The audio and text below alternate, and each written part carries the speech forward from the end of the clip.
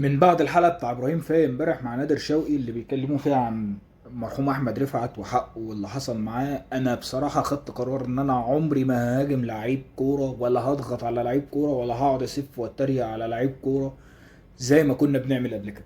يا جماعة، هما في الاول وفي الاخر بشر بيغلطوا، مستواهم وحش في شغلهم، ما ينفعوش في المكان اللي هم فيه. كل ده ممكن نتكلم فيه، ممكن نقول والله اللعيب ده وحش، اللعيب ده كويس، اللعيب ده غلطان، اللعيب ده مش غلطان.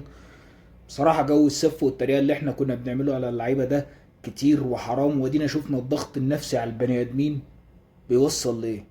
شفنا الضغط النفسي والهجوم الزيادة عن اللزوم على اللعيب بيوصل، مش اللعيب، اي بني ادم، اي بني ادم عادي الضغط النفسي عليه زيادة عن اللزوم يا جماعة بيموت فعلا.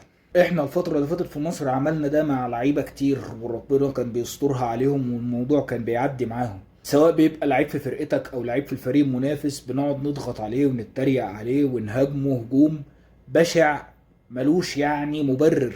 الناس دي لها قصورها ولها عائلاتها، والناس بتتأثر نفسيا بشكل كبير زيهم زينا. ادينا شفنا الضغط على بني ادم خصوصا في لقمة عيشه، ضغط نفسي رهيب لما تضغط على بني ادم في لقمة عيشه وفي اكل عيشه. احمد الله يرحمه اتحط في ضغط نفسي رهيب بسبب انه حس ان لقمة عيشه واكل عيشه اتأثروا باللي حصل معاه. زي ما بقول لك، راجل مسؤول وفاتح بيته وبيحس ان في ناس بتضره في اكل عيشه وبتضره في لقمة عيشه وبتيجي على قوته وقوت عياله. دي كبيرة يا جماعة، دي بتدمر نفسية اي بني ادم. انا متأكد ان نادر شوقي امبارح مهما قعد حكى ومهما قعد قال عمره ما كان هيوصل اللي احمد كان حاسس بيه فعلا واللي احمد كان بيمر بيه فعلا. وللاسف المصيبه الكبيره والمشكله الكبيره ان احمد الله يرحمه مش هياخد حق. الناس اللي اذته وضرته دي مش هيجرى لها اي، مش هتتغرم 5 جنيه حتى، مش هيحصل لها اي حاجه. انا عارف انا بقول لك ايه، سيبك بقى من لازم نجيب حقه.